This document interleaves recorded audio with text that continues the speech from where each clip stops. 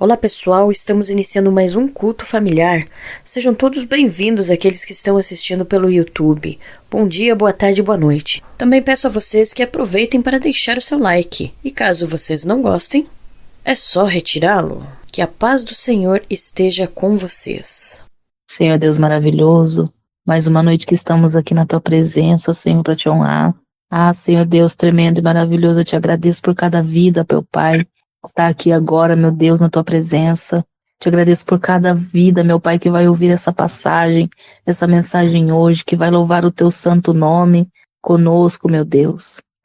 Senhor Deus tremendo, toca no coração de cada um, Pai, para que essa mensagem chegue, meu Pai, no mais profundo, para que vidas se convertam, meu Pai, ao teu nome e reconheçam a ti, Senhor, como Salvador.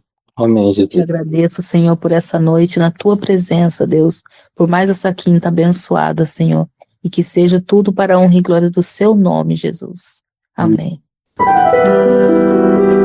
Saudações a você, glórias a Deus, que a paz do Senhor esteja contigo, que você possa sentir o agir de Deus ao longo desse culto, seja por meio dos louvores, da palavra, de todos os modos possíveis, de todas as formas possíveis, e que você se lembre sempre que Deus, Ele é tudo para nós, que Ele é o início, é o fim, é o começo, é o término. Deus, Ele está em tudo, com tudo, e Ele sempre deseja o melhor para nós. Por isso que nós sempre possamos, como eu sempre digo, pedir para Deus para que nós não larguemos da mão dEle, porque nós sabemos que Ele não largará da nossa. Amém? Glórias a Deus. Louvemos ao nome do Senhor nessa noite.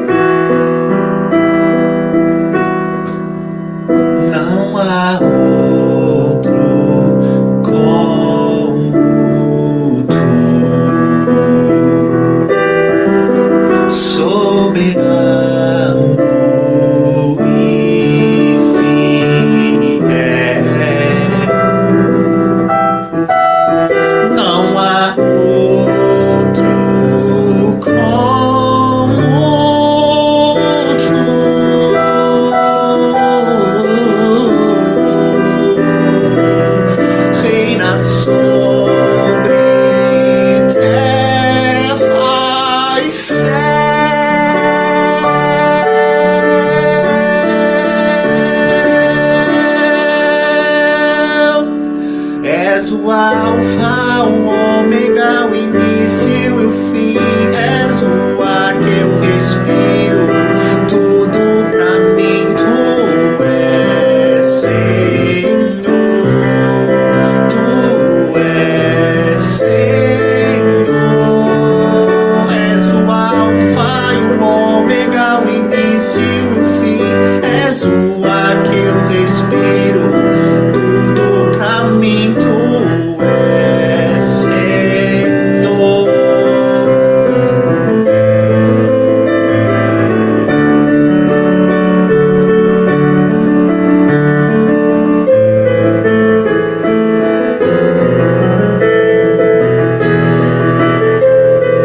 Ele é Senhor, tua bondade vai sempre reinar.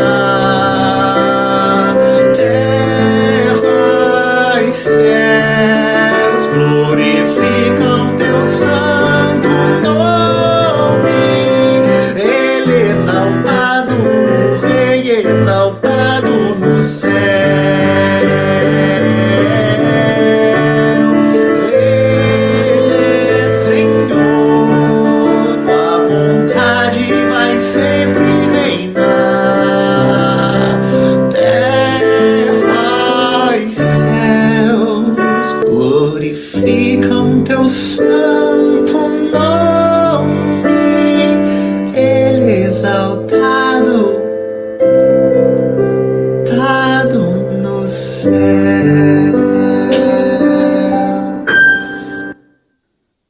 Maravilha, a paz do Senhor a todos, louvor maravilhoso esse, toca nossos corações. Deus é único, né? É o Senhor que precisa e deve ser exaltado por todos nós, aleluia, glória a Deus. Hoje estarei trazendo uma palavra para vocês, direcionada pelo Espírito Santo, uma mensagem de ensinamento, uma mensagem que espero bastante que Deus toque no coração de cada um que está aqui assistindo ao vivo, de quem vai assistir, uma mensagem que é bastante simbólica e com bastante ensinamento também para todos que vão ouvir. Vou fazer uma breve oração. Senhor, meu Deus, meu Pai, desde já entrego nas tuas mãos o meu ser, que não seja eu falando para o povo, que seja o teu Espírito através de mim, use minha boca, que teu Espírito entre no coração, no lar de cada um que vai ouvir essa palavra, e que teu poder se manifeste, Pai, nessa noite e nos dias de quem irá escutar este culto também, Pai, que será transmitido, Pai. Fale com todos através dos louvores, das orações, da tua palavra, que esse culto seja uma bênção na vida de todos aqueles que vão de ter contato com ele, Pai. Assim te agradeço desde já, em nome de Jesus, amém. Bom, vamos voltar um pouco no tempo, antes de eu trazer para vocês o versículo no qual se embasa a palavra de hoje, para o início de tudo. O início de tudo, lógico, não tão no início, no Gênesis, né, 1, 2 e 3, ali parte de Adão e Eva, mas para a parte de Abraão, onde começou basicamente o pilar de toda a história, eu poderia dizer, do Evangelho. Mesmo sendo o Velho Testamento, Jesus ele já se mostrava desde o Velho Testamento, desde o primeiro livro, através de simbolismos, né? Então, eu quero começar falando um pouco sobre a trajetória onde nós vemos Abraão. Para quem não conhece, já possuem até pregações sobre nosso canal no YouTube. E Abraão ele tem um filho chamado Isaac. Não é o único filho dele, né? Mas é um filho que era a promessa que Deus havia feito a ele. E Deus havia pedido para que ele sacrificasse esse filho. E quando ele levou, estava prestes a sacrificá-lo a Deus, Deus o impediu de sacrificar e deu no lugar dele um cordeiro. Deu no lugar do filho um cordeiro para que pudesse ser sacrificado. É o primeiro símbolo de Cristo que vemos na Bíblia, porque Cristo é o cordeiro que morreu por nós e ressuscitou ao terceiro dia, logicamente. E conforme a gente vai indo na palavra, a gente vê diversos personagens que vão se destacando, que vão tendo o poder da palavra sob seus ombros, né? Como, por exemplo, ali os filhos de Abraão, a gente vê Isaac, depois a gente vê Jacó, e as 12 tribos de Israel que vão se dividindo, e todo mundo levando a palavra do Deus vivo, do Deus único, do Deus altíssimo, do grande, que é a forma que era conhecido, que era proliferado o Deus de Israel para eles, né? Então é assim que é chamado entre os povos. Depois disso temos aí grande ascensão de José, que se torna um personagem muito conhecido. A escravidão no Egito, temos Moisés. E Moisés começa, dá para se dizer, uma nova era da religião, onde Deus é o pilar central. É uma era onde eles são tirados de uma escravidão, de uma fase de escravidão.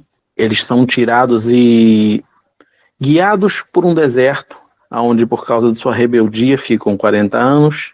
Porém lá eles montam sistemas que vão guiar todo o povo até a chegada de Cristo entre eles. Dentre esses sistemas teremos aí os sistemas onde Moisés coloca líderes para que eles possam comandar o povo sem sobrecarga, né, nos ombros de uma pessoa só, porque ele já estava se sentindo fadigado, era muita gente.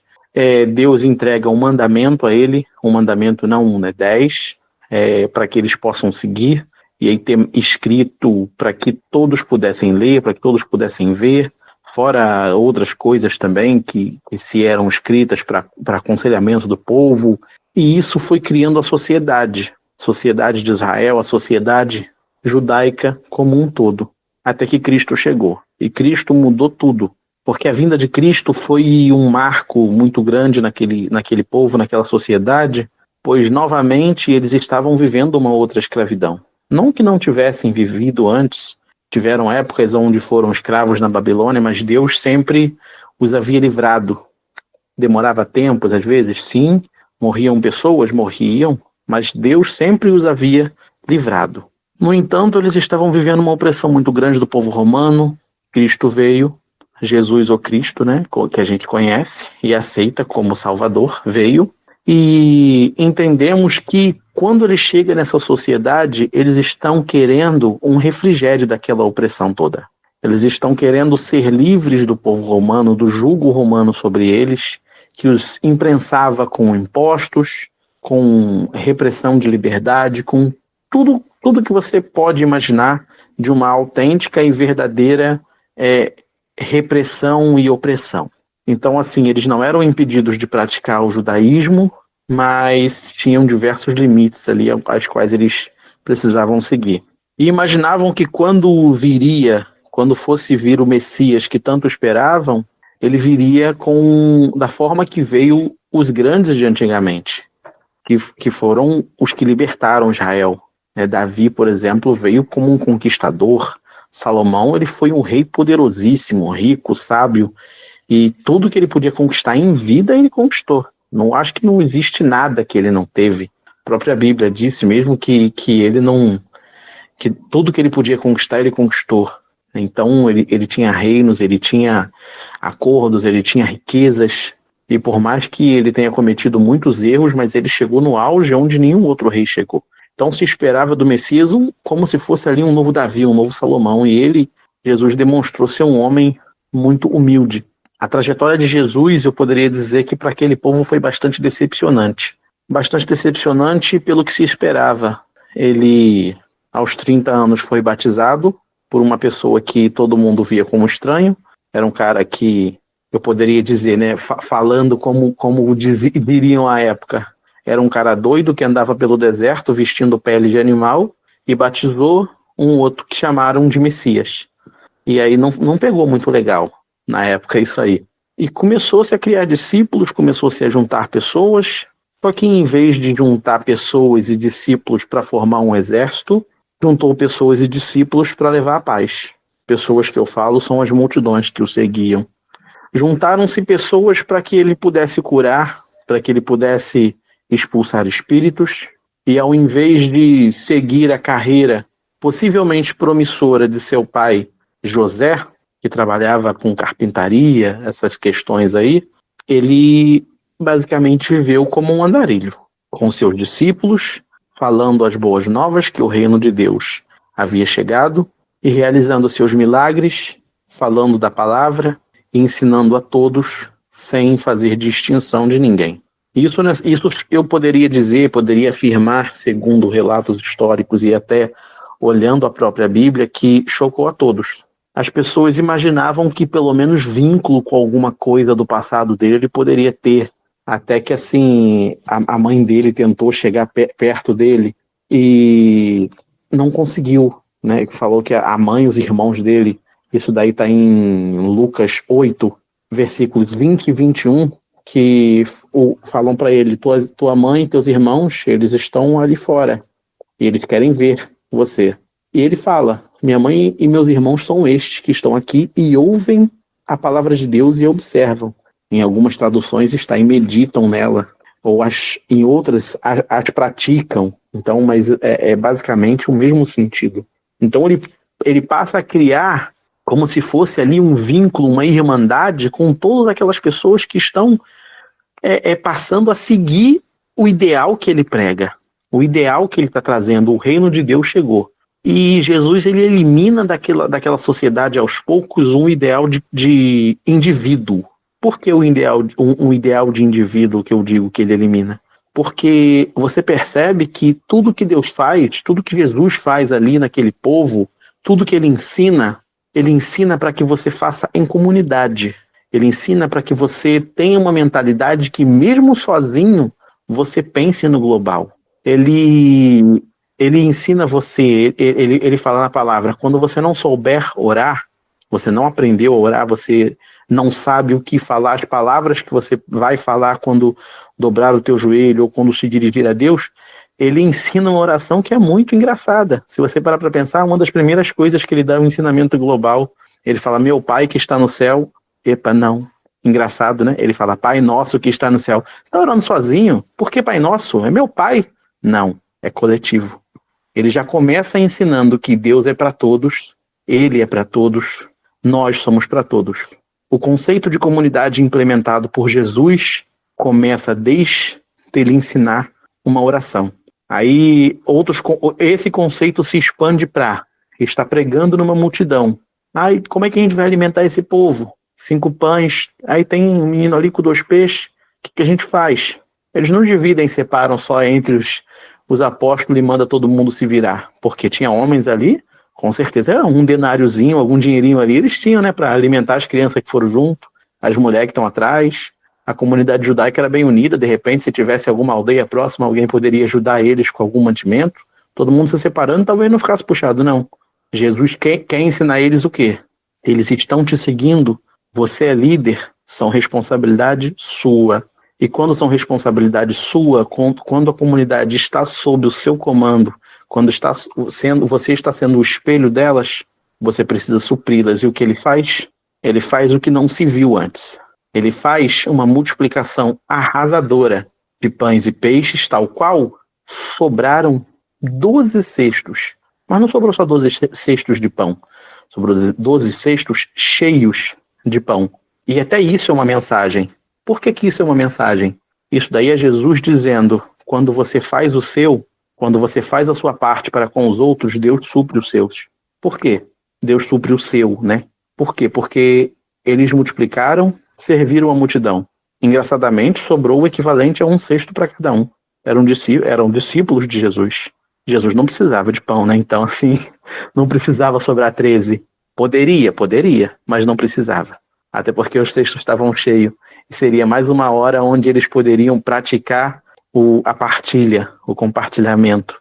E eu começo a me deparar com um novo conceito de evangelho. Eu começo a me comparar com um evangelho que saiu de leis, onde era para cada um fazer uma coisa específica, onde você tinha mandamentos de não matarás, não cobiçarás a mulher do próximo, não darás falso testemunho, e começo a entrar em uma coisa menos individual e mais global, aonde Jesus ele vai ali em João 13, versículo 34 e versículo 35, ele fala, um novo mandamento eu vos dou. Ele traz esse mandamento que por muitas das vezes é até confundido por um mandamento que existe no Velho Testamento, que você tem sim que amar a Deus sobre todas as coisas e somente a Ele adorar. No Novo Testamento, ele tem esse mandamento também, que você tem que amar a Deus sobre todas as coisas. E eu ouvi muito falar também, sendo muito sincero, vou falar que há pouco tempo me toquei disso, e ouvi muito falar também que é amar a Deus sobre todas as coisas e ao próximo como a ti mesmo. Eu ouvia muito falar que esse era o mandamento do Novo Testamento. E, na verdade, João 13, versículo 34, 35, Evangelho de João, ele fala: um novo mandamento vos dou, que vos amei uns aos outros, assim como eu vos amei a vós. Ou seja, assim como Jesus vos ama, é para você amar uns aos outros. Não é o próximo como a ti mesmo. E isso é de uma globalidade, de uma coletividade e de uma régua tão mais em cima que, por mais que eu não goste de usar essa palavra associada ao evangelho, mas me constrange. Um pedido desse me constrange, porque nem a pessoa mais amável do mundo, com o dom de amor mais aflorado do mundo, possui essa capacidade, uma capacidade de fazer sei lá, um centésimo disso. É um pedido constrangedor da parte de Cristo que faz a gente refletir em quem nós somos como ser humano. Isso faz a gente olhar para a sociedade hoje, a sociedade ímpia, a sociedade cristã, e se perguntar o que está acontecendo para que hoje, mais do que muito tempo, está cada vez mais complicado essa questão de amor, mais dificultoso essa questão de empatia, essa questão de coletividade, porque hoje cada vez mais é cada um por si. A profecia do amor ir se esfriando era o amor por Deus, mas o amor por Deus ele é uma consequência. O amor por Deus se esfriar, ele é uma consequência. Mas o que é a causalidade? A gente às vezes não se pergunta. A gente vê várias causalidades no nosso mundo, a gente vê o mal aumentando, a gente vê realmente as brigas acontecendo entre famílias, só que isso tudo é consequência. Qual é a causalidade?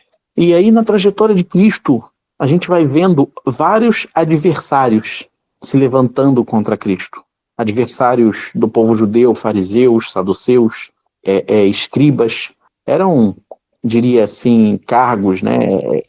Os escribas, eles escreviam, eram os únicos que tinham o poder de escrever a palavra, para poder ser as cópias ali em papiro. Os saduceus eram uma seita um pouco diferente de ensino dos fariseus, que interpretavam algumas leis e preceitos do Velho Testamento na Torá judaica de outra forma. Eles tinham crenças diferentes, mas eram todos doutores da lei, todos conhecedores da palavra, e se opuseram ao Messias pelo Messias não ser quem eles queriam. Eles queriam um Messias que fosse um libertador, um Messias, eu poderia dizer, um Messias que iria falar assim: não vamos fazer vista grossa para essa escravidão, não vamos esperar fogo cair do céu, vamos fazer o fogo nós mesmos, né? Vamos juntar aí pessoas que sejam boas de espada, vamos juntar a galera que é boa de escudo, e arqueiros e cavaleiros, e vamos cair para dentro de todo mundo, porque se eu sou filho de Deus, estou dizendo que eu sou filho de Deus, mesmo se só 5 toparem comigo, a gente quebra Roma no meio. Esse, acredito que era o Messias que eles estavam querendo. O Messias que eles tanto queriam, almejavam naquele momento, justamente porque ninguém quer ver uma escravidão. Dá para se entender o que eles queriam. Não dá para entender a forma, e por não ser da forma que eles queriam, não dá para entender a forma que trataram Jesus. Porque independente de não ser da forma que a gente quer, como diz nas cartas de Paulo, a vontade de Deus ela é boa, perfeita e agradável. Então, às vezes, as coisas não acontecem como a gente quer. E pela nossa pequenez de sabedoria, pela nossa incapacidade de ter uma inteligência comparável ao do divino, a gente não consegue mesmo, às vezes, entender as coisas acontecendo e esquece até que a vontade de Deus é boa, perfeita e agradável. Eu até estava conversando com a minha esposa Daiane ontem, e estava comentando com ela: o que eu aprendi com você ir para o hospital por 16 dias? E ela aprendeu muita coisa a gente pôde tirar de lição disso. E por mais que seja uma coisa assim, ela foi para o hospital 16 dias, depois que ela saiu, você gastou e anda gastando praticamente um salário de remédio por mês. Você falar que aprendeu alguma coisa, você é retardado. E na verdade sempre há aprendizados. Deus ele sempre traz algum aprendizado, né? E a gente às vezes não consegue ver porque a nossa inteligência comparada à inteligência, à ciência, o conhecimento pleno sobre tudo e em todos os tempos que Deus tem, ela é um mosquitinho perto de um mamute. E a gente não reconhece, às vezes, o quão pequeno somos. E a forma que Jesus se posicionou naquela sociedade foi basicamente isso. O que fez fariseus levarem para ele, por exemplo, a mulher, né, adúltera, não levaram um homem, engraçadamente, mas levaram uma mulher. E, segundo a lei, ela deveria ser apedrejada, pois foi pega em adultério. E Jesus, segundo eles, estava para cumprir a lei. O Messias, ele tinha que cumprir a lei. Ele veio ali para não rasgar, não desobedecer a lei de nenhuma forma, porque se um reles mortal precisa seguir uma lei, você imagina o Filho de Deus. Então eles levaram a mulher lá pensando assim, bom, se ele apedrejar ela, ele vai se contradizer, porque ele não está tendo esse tipo de atitude. Agora, se ele não apedrejar, a gente coloca o povo contra ele, porque daí ele vai estar desrespeitando a lei. E aí eles levam a mulher e falam, e aí, Jesus, foi pego em adultério. Como é que faz agora? A lei de Moisés manda apedrejar. E aí ele faz a melhor coisa, e acho que uma das histórias mais conhecidas, aquele que não... Ele fala, vamos lá, vamos apedrejar. Ele permite. Eu até imagino, a gente não tem a temporalidade. Eu falo o que eu imagino. A gente não tem a temporalidade dele falar uma frase ou outra. Mas a forma que eu imagino na minha cabeça é ele falando assim, vamos apedrejar. E aí todo mundo já faz os preparativos, cada um pega uma pedra, aí ele fala assim, mas agora tem um porém. Aquele que não tem pecado, atira a primeira pedra. E todo mundo fica com aquela cara de desanimado, tipo, caramba, já estava até sentindo a dopamina subindo, não vou poder matar o meu próximo. Caramba, que coisa ruim. E aí todo mundo começa a pensar e engraçado que por mais que eles desqualificassem Jesus, todo mundo obedeceu o que ele falou e não fez nada. Porque poderiam falar, tipo assim, ele não tem como saber dos nossos pecados mesmo, ele é um Zé Ninguém, e apedrejar mesmo assim. Mas até quando você não respeita a Deus, quando você não reconhece a soberania dele, você não consegue ficar imune à autoridade que ele representa na vida, mesmo você dizendo que você não segue, que você não serve, que você não acredita. Quando ele dá uma palavra, você obedece instintivamente. E aí você vai ver, hoje, pessoas que não entendem como que Cristo se portou mediante essas situações. Situações onde tudo que ele implantou como conceito de comunidade, como conceito de amor, como conceito de união, de ajuda aos próximos, muitos não conseguem compreender quem foi Jesus. Muitos não conseguem compreender o que ele quis deixar para nós. Jesus, se você for olhar a história dele, o que ele foi morto dá para se dizer, né, amando sim dos judeus por armação, mas o crime dele, ele morreu como se fosse ali um prisioneiro político, dá para se dizer, porque a lógica é que ele havia desafiado o Estado romano. A lógica que colocaram ali para Pilatos, né, para convencimento ali, é que ele havia confrontado César com as atitudes dele, porque como ele não queria ser aquilo que os fariseus queriam que ele fosse, então que ele morresse, porque ele estava conseguindo, ao olhar deles, corromper o povo com o evangelho que ele estava trazendo. E aí o que acontece? A gente vai ver nessa situação muito, muito intrigante, quando Jesus vai ser capturado, Pedro com sangue mais quente, né? A gente percebe que Pedro é um cara mais agitado, é um cara mais difícil de lidar, e a gente vê Pedro com sangue quente ali. Quando Jesus vai ser capturado, Pedro saca a espada, numa coragem invejável, eu diria, porque, querendo ou não, tinha muita gente ali, e ele vai e saca a espada, e ele corta a orelha de um soldado.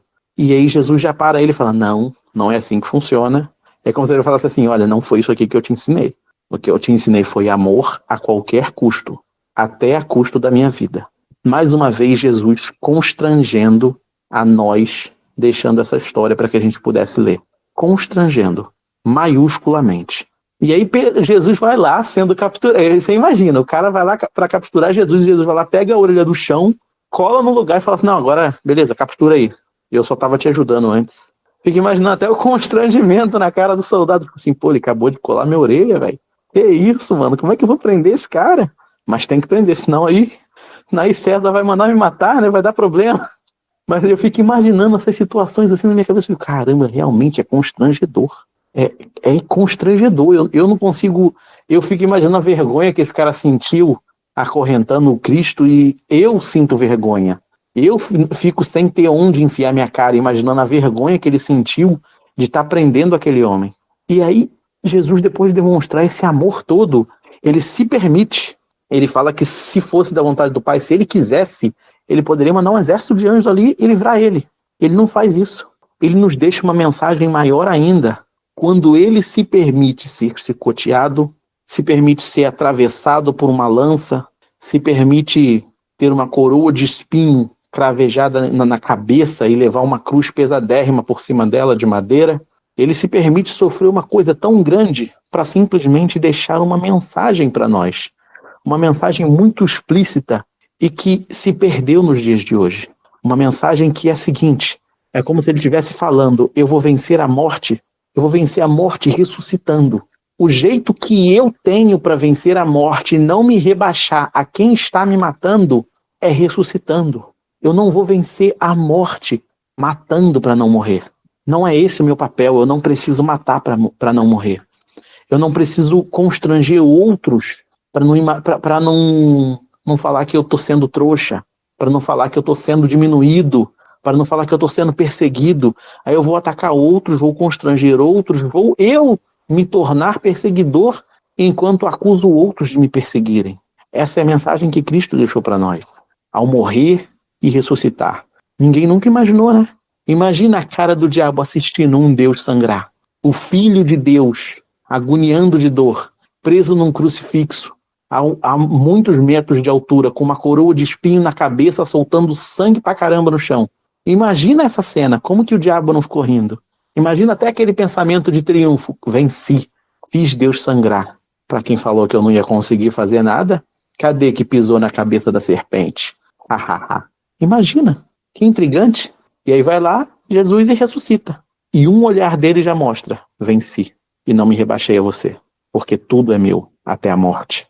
E nós hoje podemos ver a sociedade se comportando, eles é como se não quisessem ser constrangidos estando entre quem vai ser e quem foi crucificado. Pedro foi um homem que ele foi um dos pilares do evangelho após a ida de Cristo para o céu. E Pedro morreu crucificado de cabeça para baixo. Paulo foi decapitado, teve um apedrejado, tivemos um dos Tiagos morto ao fio da espada. O João, o discípulo, tentaram matar ele, mergulhando ele num caldeirão de água fervente. Poxa, imagina você só entregar amor e receber isso. E hoje parece que é mais fácil estar do lado de quem foge da cruz.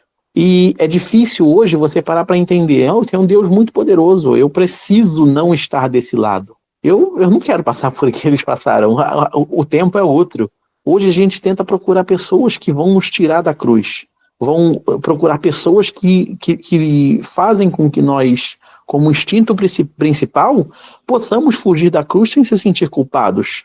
Começa uma sombrinha de, entre aspas, perseguição, e aí já começa aquele chororô, estamos sendo perseguidos, estamos sendo acuados, e você não imagina que isso que fez o evangelho se proliferar, e você não imagina que se você está reclamando agora, com uma pessoa reclamando de você colocar o som um pouquinho mais alto, Paulo não faria isso porque não é o caráter dele, mas falando entre aspas, Paulo daria risada. Paulo naufragou, foi chicoteado, foi açoitado, sofreu tudo que você imagina, e você às vezes tem coragem de chamar um desertozinho que Deus manda para te fortalecer de perseguição, um deserto que às vezes passa na sua vida, que às vezes você mesmo causou, é uma consequência dos seus próprios atos, e você tem coragem de chamar de perseguição. Ou você ouve pessoas falando que estão sendo perseguidas e você olha a história dela vivendo no bem bom, com tudo do bom e do melhor que tem direito, e às vezes nem pregando Deus da forma que é para ser pregado, e você vai lá nas redes e fala, tal pessoa está sendo perseguida, tal pessoa está sendo oprimida. Sério? Que coragem você tem para falar isso? Que Bíblia você está lendo para falar isso? É a Bíblia do meu Deus? É a Bíblia do Paulo que foi decapitado? Que viveu mais de 10 anos preso? E que estava tão machucado que precisou que Lucas fosse visitar ele na prisão para que ele ficasse melhor para ser executado? Para impedir ele de morrer, para que ele pudesse ser executado como mártir? Não, não é. É o engano. Você está vivendo o engano. E isso é muito. E aí eu entro no ponto de o amor está se esfriando. E eu trouxe para você a causalidade. Eu trouxe para você uma das causalidades. Porque nessa perseguição toda que os discípulos sofreram, nessa perseguição toda que a igreja de Cristo sofreu, o evangelho só cresceu. Porque ao contrário do que muitos pensam, quando você está com Deus, você pode apanhar o quanto for. Mas se ele está com você, quando batem em você, não é coisa ruim que aparece. É expansão. Quando batem em você, quando tentam te machucar, o que acontece é que você expande. O evangelho de Deus, ele se tornou algo internacional. Ele se tornou algo que passou continentes. Paulo pregou muito em muitos lugares. Outros discípulos que ele fez e outros discípulos de Jesus pregaram em diversos lugares. A ponto de, no século III, século IV depois de Cristo, o evangelho está algo tão grande que pouco a pouco estava corroendo o Império Romano.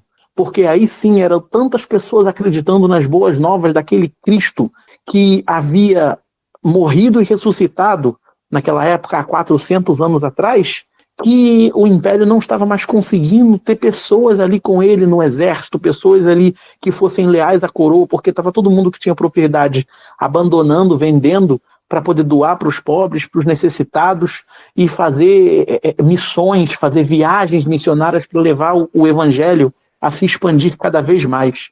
E aí, a parte onde chega, para a gente chegar ao fim da pregação, a parte que eu acho mais importante é a causalidade principal das consequências proféticas que vieram por meio da boca de Jesus. E Constantino, vendo que o império dele estava ruindo, e quando o império está fraco, a gente sabe que começam a vir os ataques, ele viu que o povo dele era praticamente mais da metade cristão. Viu que o evangelho estava se expandindo numa velocidade alarmante. Ele viu que, engraçadamente, por mais que o império não precisasse tomar medida nenhuma, os índices de fome estavam diminuindo, as pessoas estavam ajudando com os conhecimentos médicos sem cobrar nada. As pessoas que não tinham condições não precisavam mendigar para conseguir um tratamento para seus filhos, para si próprio. E o império não estava entendendo, porque o império não lucra, ele estava perdendo pessoas, porque estavam se entre aspas, né, corrompendo a esse novo ensino, e ele teve a melhor e maior sacada. E eu conversando com minha esposa até falei, acho que esse foi o melhor sopro do diabo na história. Que ele vem, após uma noite, e fala para o seu exército, em público.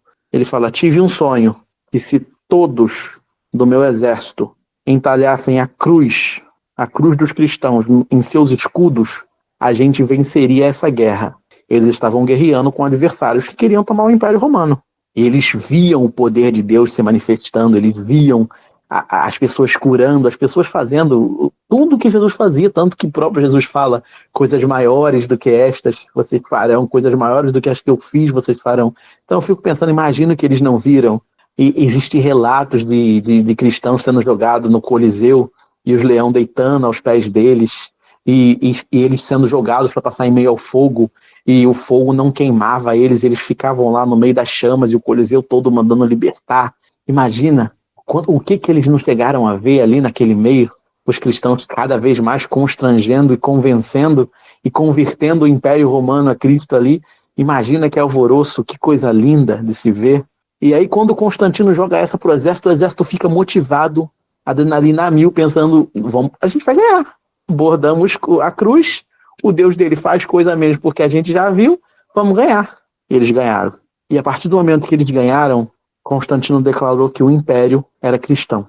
E após declarar que o império era cristão, o cristianismo deixou de ser o evangelho aonde se pregava na perseguição. Ele deixou de ser o evangelho onde se falava de casa em casa. Ele deixou de ser o evangelho onde, quando você estava nessa religião, você era a minoria, o oprimido, o perseguido. Aquele que, quem não estava na sua onda, na sua religião, não podia ficar perto, porque se alguém do exército visse, poderia morrer junto. Ele passou a se tornar a arma de quem te oprimia, a arma do perseguidor. E isso foi uma das principais causalidades também que fizeram com que o amor se esfriasse. Porque isso tornou o evangelho corrompido. Isso tornou o evangelho algo que estava na mão de uma, eu poderia dizer, uma entidade, na mão de um Estado que basicamente matou a figura central do evangelho que você pregava. Eu poderia dizer, a gente até pode pensar, mas Paulo também fazia isso e se converteu. Paulo se converteu. O imperador só salvou o próprio império fazendo isso. E com isso ele politizou o evangelho de modo que isso reverbera até hoje. Tanto que a gente pode ver isso na história do Brasil, que quando os portugueses chegaram aqui, a forma que eles usaram para catequizar os índios foi na base da violência.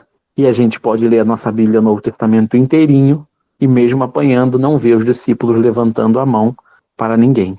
Então, o que eu quero dizer para todos, depois desse evangelho, depois dessa história toda sobre o evangelho, dessa história toda sobre a trajetória cristã, e que Cristo, ele é a verdade, ele é a única verdade.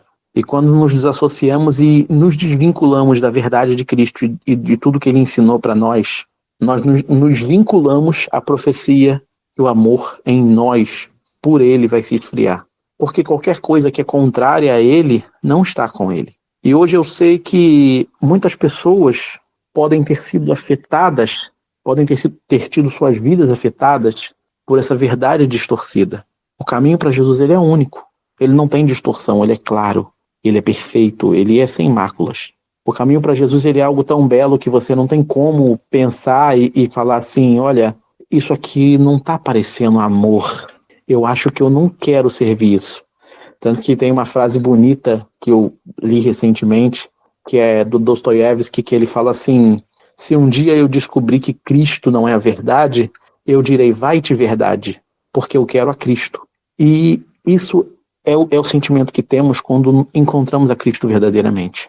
Ele se torna uma verdade tão grande que mesmo com todas as vozes contrárias, a gente não consegue acreditar, não consegue ser levado pelas ondas, pelos ventos do engano, pelas ondas do engano. Mesmo que a gente esteja em desespero, mesmo que a gente esteja precisando, que estejamos carentes emocionalmente, nosso psicológico esteja fraco, Jesus é a verdade. Ele é a única verdade. E eu queria trazer para você, às vezes, que se deparou com algo que você sentiu que não era Cristo na sua vida, e isso fez você se afastar dos caminhos de Cristo, fez você ver o cristão com maus olhos, que a verdade do Evangelho, ela é uma verdade, às vezes, bastante diferente, bastante libertadora. Eu poderia dizer isso, a verdade do Evangelho é libertadora. Ela é uma libertação que você sente em todas as áreas da sua vida e depois você luta para fortalecê-las. É uma liberdade que você sente no seu físico, no seu emocional, no seu espiritual.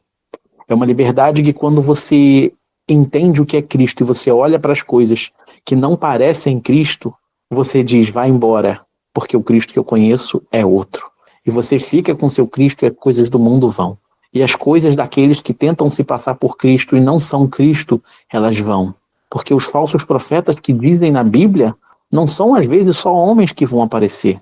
São cristos disfarçados. São palavras disfarçadas de verdade que não são verdade. São profecias disfarçadas de bem que são mal. Então, eu queria fazer um apelo a você que, por acaso, deparou com isso e teve sua vida transformada negativamente. De repente, sua visão mudou sobre o cristianismo, sobre o cristão.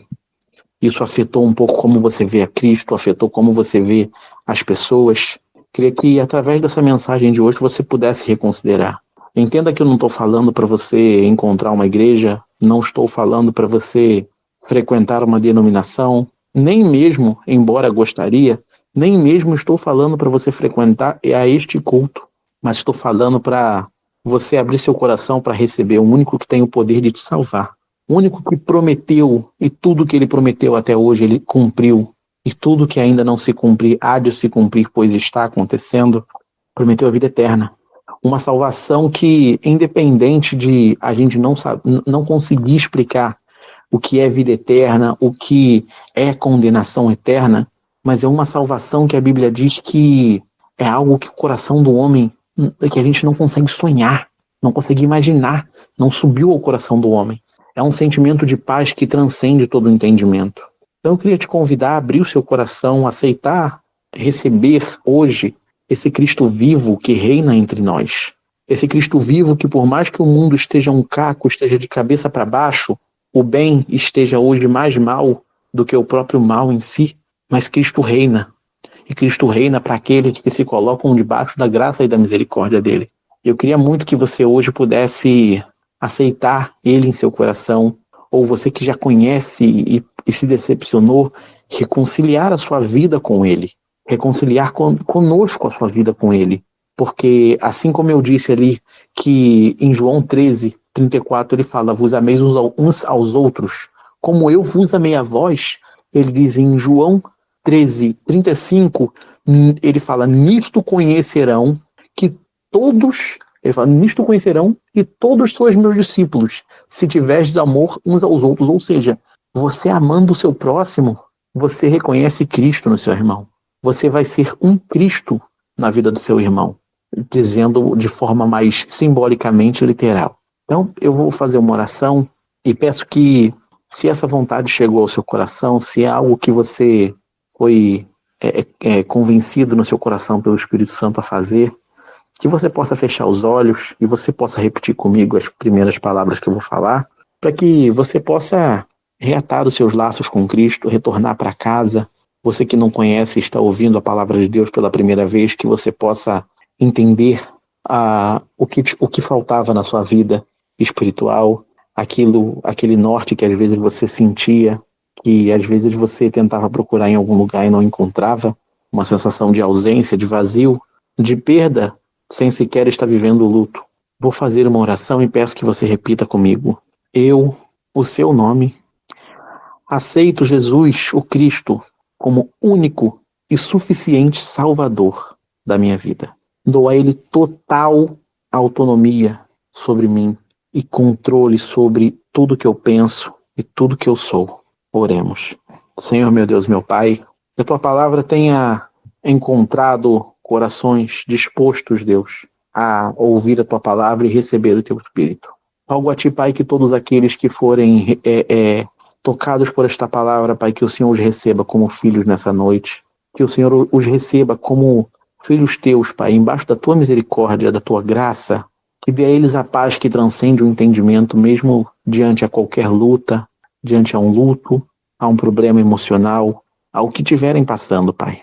Traga a todos eles, tanto quem está aqui, quanto quem ainda vai assistir esse culto, Pai, uma visão diferente, Pai. Traga eles uma mudança de mente, Pai, uma metanoia, que eles possam entender, Pai, quem o Senhor é, qual é a sua verdade.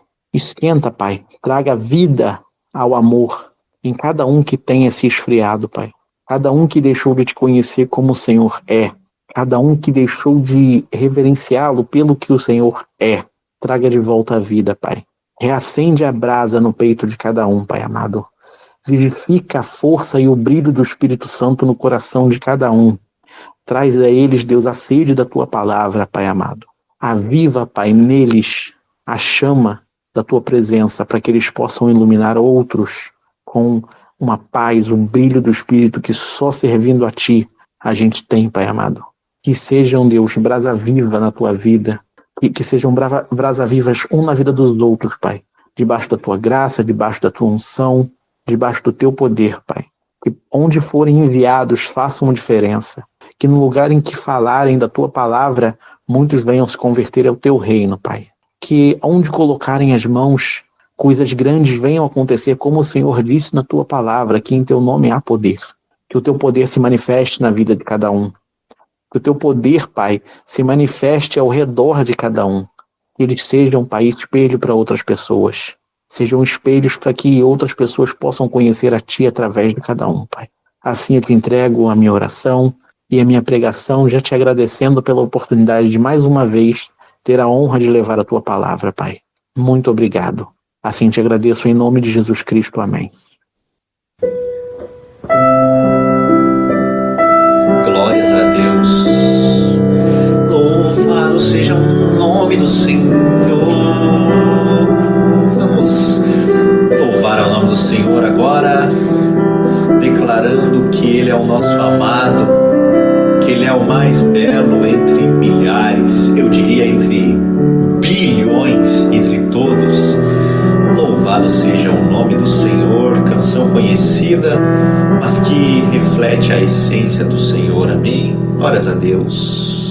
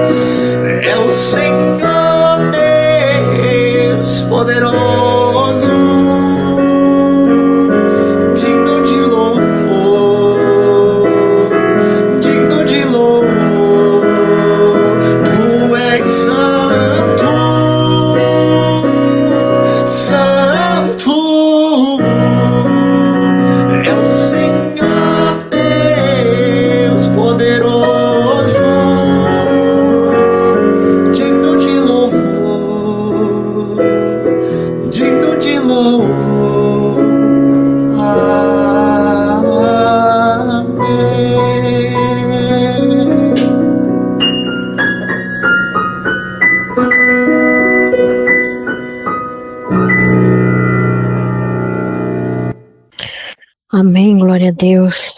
Senhor nosso Deus e nosso Pai, agradecemos por mais este culto. Te entregamos, inclusive, este culto, Senhor. Te agradecemos por várias graças concedidas e agradecemos também porque o Senhor é um Pai maravilhoso, que o Senhor é um Pai misericordioso. Te louvamos e te bendizemos, ó Pai. E rogamos, Senhor, por todas as petições colocadas neste grupo. Pedimos, Senhor, por abertura de portas de emprego, por cura, por consolo e também pela realização de sonhos, Pai. E que os sonhos sejam sonhos que estejam também dentro da Tua vontade. Sonhos alinhados com o Teu coração, Pai. E pedimos também por todos aqueles que não conhecem ainda o Senhor Jesus. Que o Espírito Santo possa convencer todas as pessoas do pecado, do juízo e do teu amor. Que mais e mais pessoas sejam incendiadas de amor por Jesus. E também lhe pedimos, Senhor, que esta palavra se propague. Que muitas pessoas possam ser tocadas, venham ser tocadas através da ação do Espírito Santo. Porque sabemos que somos apenas instrumento. Mas quem faz a obra e quem ganha as pessoas é o próprio Espírito Santo, pela sua ação. Então lhe pedimos, Senhor. Pedimos também por todos aqueles que estão em trevas, que encontrem a luz. E nós, que já estamos nos caminhos do Senhor, Pai, e pedimos também para que haja luz em nossos corações. Que tudo aquilo que precisamos melhorar, para que possamos aparecer imagem e semelhança de Cristo, para que possamos parecer mais com Ele, que venhamos a melhorar, que venhamos nos consertar, para que possamos crescer, evoluir espiritualmente e em graça. E rogamos em nome de Jesus. Amém. Que a graça do nosso Senhor, Salvador Jesus Cristo, o amor de Deus e as consolações do Espírito Santo estejam conosco, e que todos, numa única só fé, possamos dizer amém. Amém. Amém. Agradeço a todos que assistiram até aqui e peço para que vocês deixem, hoje a palavra-chave será Jesus. Agradeço a todos por terem assistido. Peço para que deixem o seu gostei e também para que comentem e compartilhem, principalmente aquelas pessoas que estão necessitadas da palavra de Deus. E convido a todos também para participarem do nosso culto pelo Google Meet, o link estará na descrição. Deixem nos comentários seu pedido de oração ou também, se preferirem, poderão nos enviar por e-mail. O e-mail estará em um comentário fixado. Tenham uma excelente semana e que Deus os abençoe.